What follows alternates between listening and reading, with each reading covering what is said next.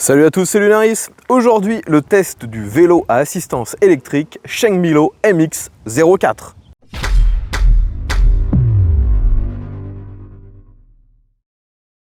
Les amis, aujourd'hui, encore un vélo à assistance électrique. Je le répète, ce segment a vraiment le vent en poupe. Actuellement, j'en ai quasiment un la semaine à vous présenter. Aujourd'hui, on est sur un vélo d'un design que je n'avais jamais testé sur ma chaîne. On est sur un vélo purement vintage. Et pourtant, vous allez voir que malgré son look vintage, au niveau des performances, on est sur quelque chose de très moderne.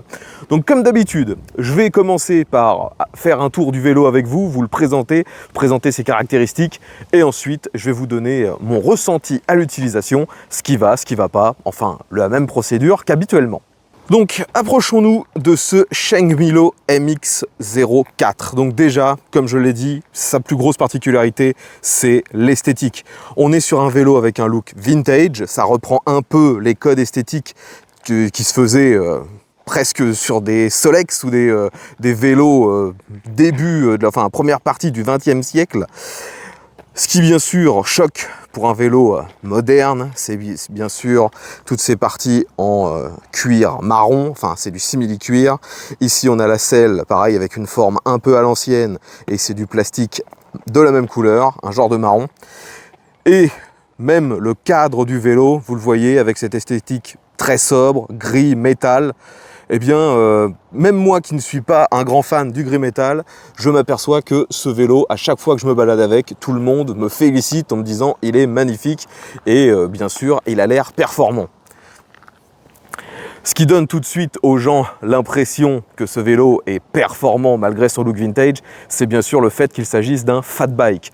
On a des roues en 26 pouces sur celui-ci et elles font 3 pouces de large, ce qui est plutôt inhabituel. La plupart des vélos type fat bike ont des pneus en 4 pouces de large. Là, c'est un petit peu plus étroit et finalement, ça participe aussi au look un peu vintage. On n'est pas non plus avec des pneus de moto ou de tracteur comme certains peuvent parfois le suggérer. Là, ça s'intègre parfaitement bien dans le design. Bien sûr, sur ce vélo, pour de nouveau donner un look vintage, on a des jantes à rayons. Et pour faire illusion sur le côté pratique, un peu à l'ancienne, on a aussi, vous voyez, garde-boue en métal, devant, derrière, et ce gros porte-bagages en aluminium. Donc finalement, bien que tout ça puisse au début être mis pour le style, c'est vraiment pratique. Les garde-boue font parfaitement bien leur boulot, même si celui de derrière, je le trouve un petit peu trop court sur la partie arrière. Et vous avez le porte-bagages qui est parfaitement efficace. Vous pouvez mettre jusqu'à 25 kg de charge dessus. Moi, j'ai essayé de mettre mes affaires avec un simple tendeur. Ça tient sans le moindre problème. Bon, au-delà de l'esthétique, il va falloir bien sûr qu'on parle un peu de l'aspect technique. On va parler tout d'abord de la partie électrique. Et ce vélo a dans sa roue arrière un moteur de 500 watts nominal de la marque Bafang. Et on est bien sur un vélo donc à 500 watts nominal et non pas maximal, parce qu'en fait ce moteur, si on regarde la puissance de crête, donc la puissance maximale, on est au double, on est à 1 kW, donc 1000 watts. Et c'est justement ce qui est surprenant à l'utilisation avec ce vélo, il marche vraiment très bien. Il va à une vitesse maximale qui est entre 40 et 45 km/h. On ne soupçonne pas ça quand on voit ce vélo la première fois. Bien sûr, pour alimenter ce moteur, il y a une batterie. Donc la batterie est intégrée, vous voyez, sur la partie avant du cadre. On a ici ce loquet qui permet de la déverrouiller. Et de l'autre côté, on a carrément un verrouillage par clé, mais ça ne sert vraiment qu'à débloquer la batterie. Ça ne sert pas de verrouillage un peu comme un contacteur. Je sais qu'il y a certains vélos qui ont ce genre de sécurité. Il s'agit donc d'une batterie de 15 ampères-heure et les cellules à l'intérieur de cette batterie sont de la marque LG. Alors 15 ampères-heure sur ce vélo, ça permet une autonomie comprise entre 50 et 60 km. Bien sûr, comme d'habitude avec tous les vélos électriques, c'est extrêmement variable en fonction de votre poids, du parcours que vous allez faire et également de l'assistance que vous allez sélectionner. Sur ce vélo, il y a 5 modes d'assistance et vous pouvez également rouler uniquement avec le moteur via un accélérateur. Il a bien sûr fallu installer des freins afin de contenir cette puissance et cette vitesse. Donc sur ce vélo, bonne surprise, on a des freins à disque bien sûr et à commande hydraulique. Aussi bien devant que derrière, et les freins ont une sensibilité très bonne, un très bon ressenti, très bonne efficacité. Là-dessus, c'est vraiment impeccable, rien à dire. Par contre, s'il y a bien un point où je trouve que le constructeur aurait pu mieux faire, c'est au niveau des suspensions. Sur ce vélo, vous allez le voir, on a uniquement une suspension à l'avant et on n'a absolument rien à l'arrière. Vous voyez que le cadre est rigide sur la partie arrière. À l'avant, donc, on a cette suspension qui est réglable en précharge et vous pouvez la bloquer si nécessaire.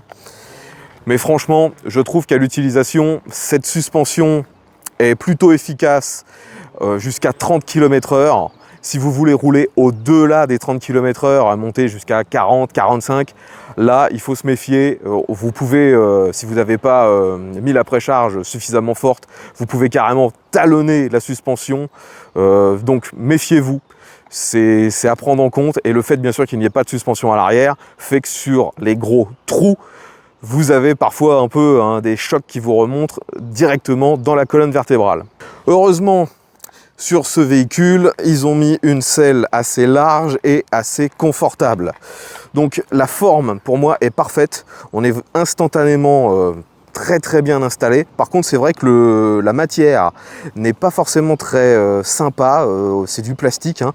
Et je trouve que c'est quand même un peu dur. Ils auraient dû mettre une matière un petit peu plus molle. Et là, on aurait eu quasiment la selle parfaite. Bien que ce vélo soit plein de qualités, il a aussi des défauts. Je vous ai déjà parlé de la suspension. Et pour moi, en fait, les autres défauts, c'est des manques. J'aurais aimé que sur un vélo à ce prix-là, on ait un peu plus d'équipement.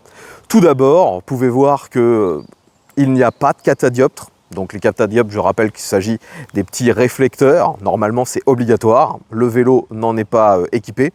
Et au niveau de l'éclairage, pour un vélo de ce type qui va être clairement utilisé en ville, eh bien, j'aurais aimé avoir un feu avant et arrière. Là, on a uniquement, vous voyez, ce gros phare avec un look un peu vintage, mais il est à LED.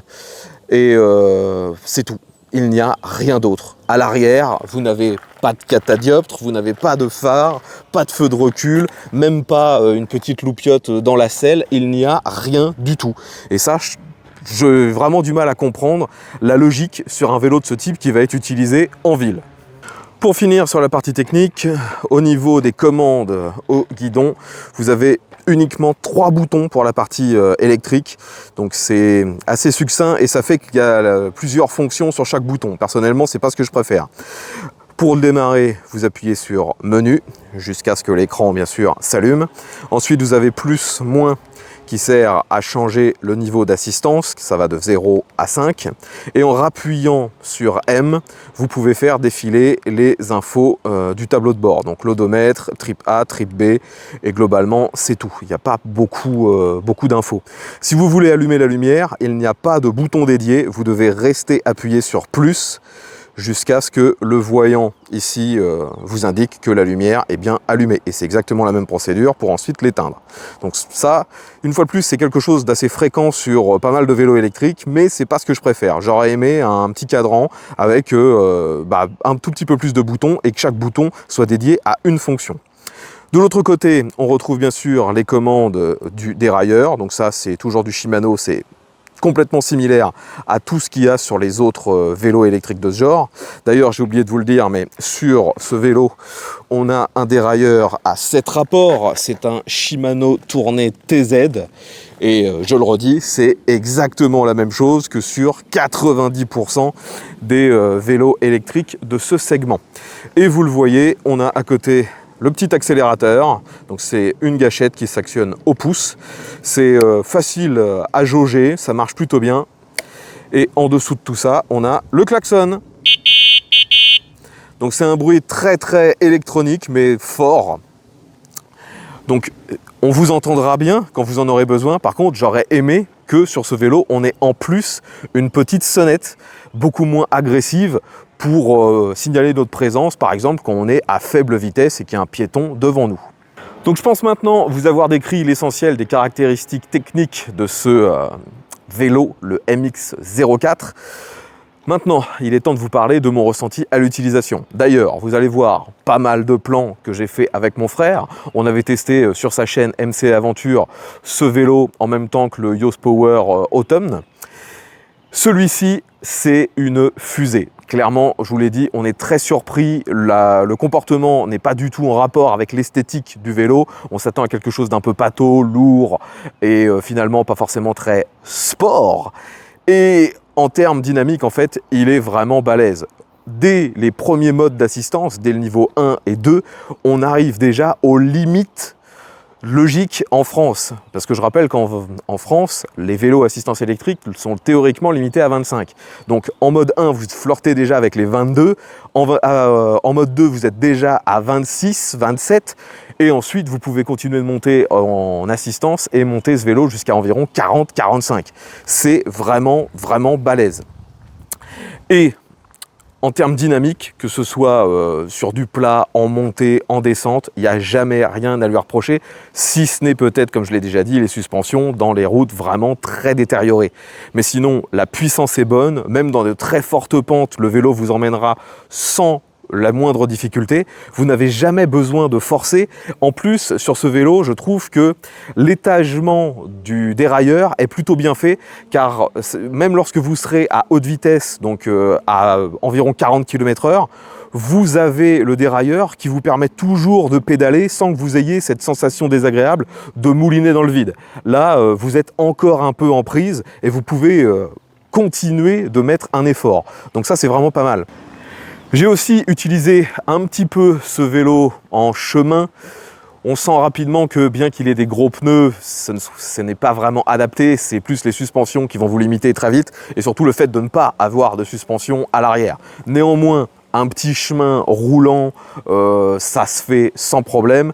Il faut juste éviter de rouler dans de la caillasse où là, ça va vite être désagréable. Et dans les chemins aussi, le problème qui fait que ça peut parfois être un peu compliqué, c'est justement qu'il est trop performant. Je trouve que lorsqu'on veut se déplacer vraiment à très faible allure, eh bien déjà en mode 1, lorsqu'on commence à pédaler, ça part presque trop fort. Il faut, si on veut vraiment rouler à très faible allure, utiliser la gâchette d'accélérateur et accélérer très peu pour réussir à maintenir une vitesse faible. Si vous mettez l'assistance et si vous pédalez, même en assistance 1, tout de suite ça essaie de vous catapulter à environ 20 km/h. Donc dans les situations où la chaussée n'est pas forcément en bon état ou dans un chemin, c'est pas forcément ce qu'il y a de plus rassurant. Et j'ai oublié de le dire, ce que j'ai le plus apprécié sur cette machine, ce qui est peut-être finalement le point le plus important, et j'en parle que maintenant, c'est la position de conduite. On est super bien sur ce vélo, la position est quasi droite, position à l'ancienne, c'est ce guidon qui donne ce sentiment. On maîtrise bien le vélo, même si personnellement je trouve que le guidon aurait été meilleur s'il avait été un tout petit peu plus grand, mais on est vraiment très bien, la selle vous accueille parfaitement. On n'est pas loin d'un sans faute et je peux comprendre qu'on ait envie d'acheter ce vélo pour faire de la balade sur des petites pistes cyclables, même en restant en mode 1 ou 2, vous ne ferez pas d'effort, vous irez à une vingtaine de km/h et là vous aurez une très bonne autonomie dans un grand confort avec une position qui vous permet de prendre les infos autour de vous sans vous casser le dos. Enfin, on est vraiment bien sur ce vélo. Moi, ce que je reprocherais toujours à cette machine, c'est son manque d'équipement et le fait qu'il ne soit absolument pas en conformité avec nos normes françaises. Je le répète, il est finalement trop puissant parce qu'en France, la norme normalement c'est 250 watts. Là, on est à 500 watts nominal, 1000 watts en crête. Il n'a pas de catadioptre, il n'a pas d'éclairage pour l'arrière. Et on peut rouler jusqu'à plus de 40 km/h, ce qui est une fois de plus au-delà de la limite.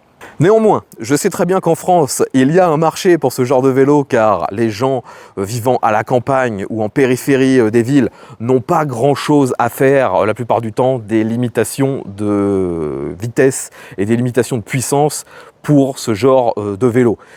Donc, Vous pouvez acheter ce vélo si vous le désirez. Vous trouverez un lien dans la description qui vous renverra vers le site du fabricant, donc Sheng Milo. Et actuellement sur leur site, il est à vendre pour 1500 €.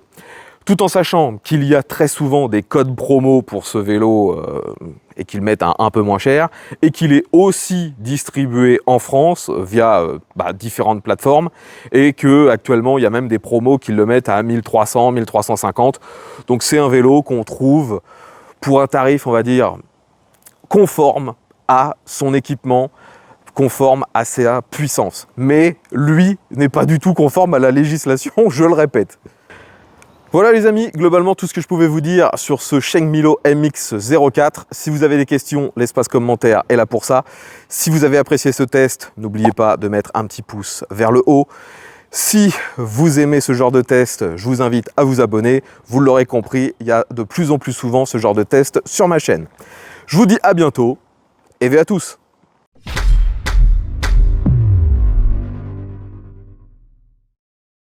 Si vous voulez en savoir plus sur ce vélo et globalement sur la plupart des vélos que je teste, je vous invite à aller faire un tour sur la chaîne MC Aventure, c'est la chaîne de mon frère, où on fait la plupart du temps des pré-tests ensemble avant que je fasse la conclusion sur cette chaîne.